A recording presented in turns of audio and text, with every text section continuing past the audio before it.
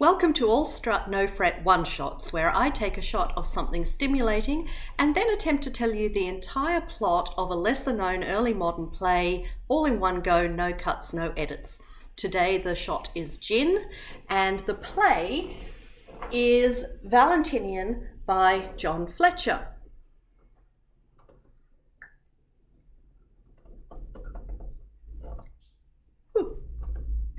So here goes.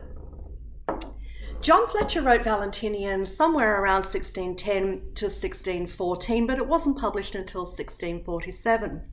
It is set in ancient Rome, not the early Rome of conquests and heroes, but the later Rome of decadence and decay.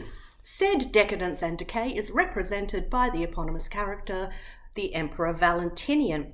When the play opens, a whole bunch of misogynist jerks who are servants of the emperor are hanging around talking about how they just can't believe that one of the chief generals to the emperor, Maximus, has this wife called Lucina, who is so young and so chaste.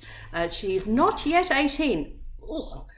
And they just can't believe that she's so chaste that she won't bang them or the emperor or anyone except her husband, even though they've been offering her jewels.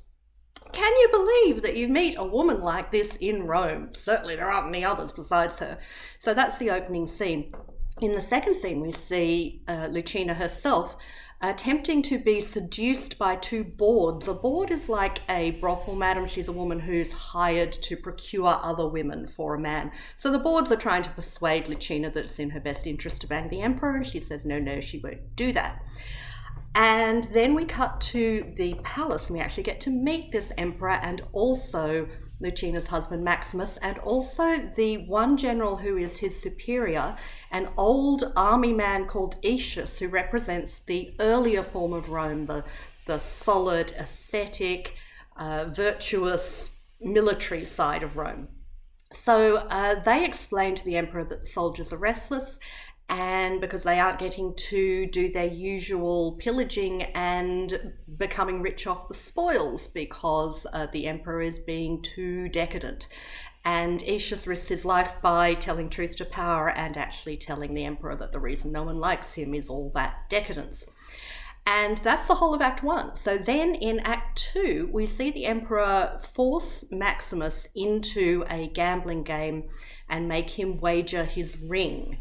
And so the emperor rather sneakily wins his ring, and he uses it to send the ring to Lucina with a note saying that her husband commands her to come to the court.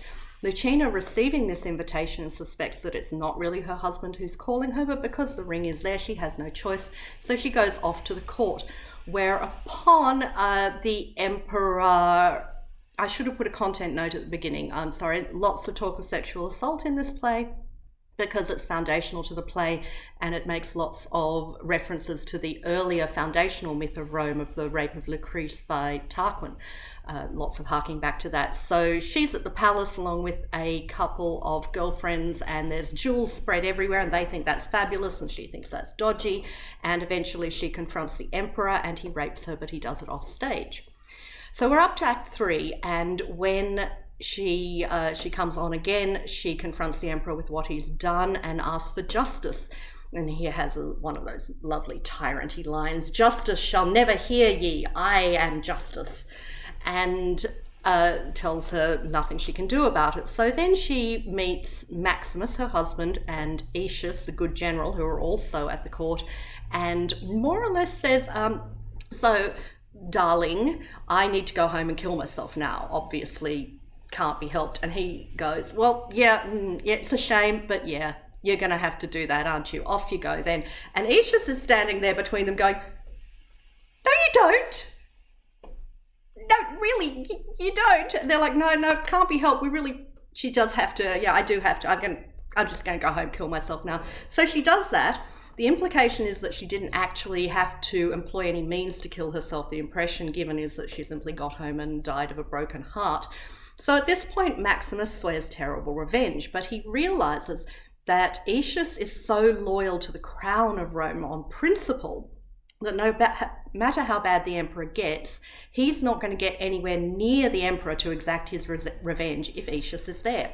So he decides to get Aetius out of the way, and he does this by writing himself a letter which he knows the emperor will intercept and read, and the letter says that the army wants to defect to Aetius. So the emperor, completely fooled by this little ruse, employs a disgruntled soldier who has been expelled from the army earlier, Pontius, to do the job of killing Aetius. So Pontius goes off to kill Aetius.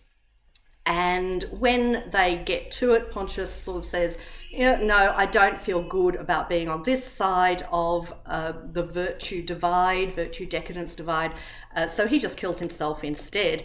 Whereupon the misogynist jerks from the beginning have to take over trying to kill Aetius, and they're so rubbish at it because Aetius is just basically a much better soldier than them. But Aetius in the end says, look, you're all crap at this. I'm going to, let me show you how it's done. And he kills himself. Now, that means that we would expect at this point that Maximus is going to finally get his revenge and kill the emperor. But no.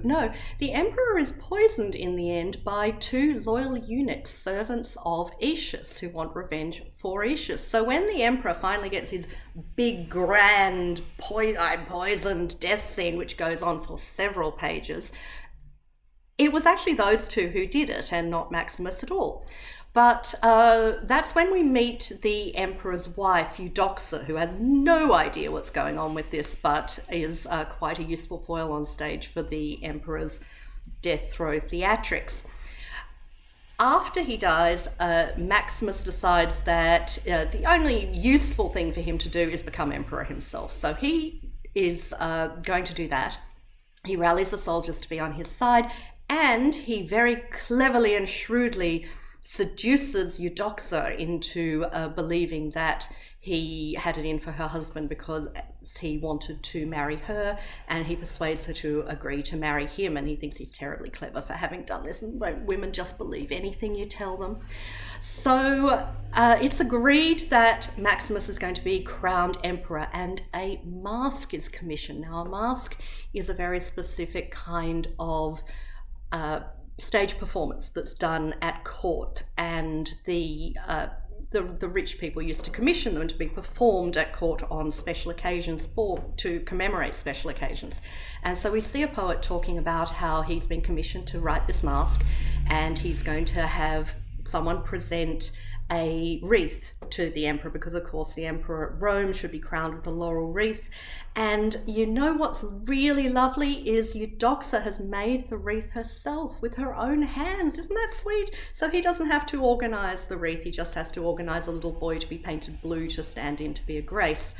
And then we get to the final scene, and this one's spectacular because it is the coronation banquet. So if you imagine that on stage, huge banquet table, all the noble lords of Rome and soldiers lined up at the banquet, and Eudoxa and the new emperor Maximus sitting in the middle there, and the masque happens. So we watch the court masque, which always involves some music and some poetry and some singing, and Maximus is presented with the wreath, and they go on a bit with the party, and then someone says, it's funny, the emperor hasn't responded to the masque to tell us how great it is and what a lovely job we've done. And someone says, oh, look, he's not responding at all. I think he's drunk. He's drunk too much. And Eudoxa says, no, he's dead. And they all go, no, surely he's just had a bit too much to drink. She says, no, he's dead. I poisoned him. I poisoned the wreath that I made with my own hands, and now he's dead. And then once they get over their initial shock, Eudoxa explains the virtue of her actions in avenging her husband, in all the terrible things that Maximus did, in causing good Aetius's death and more or less putting his wife in the way of danger. And they listen to her and they believe her and they say, okay, fair call. Yes, you're right. And hopefully the next person who comes along to be Caesar won't be quite as terrible as all the other people we've had so far. And that is the end of a classic Jacobean revenge tragedy. This is what you expect to get. Thank you, John Fletcher.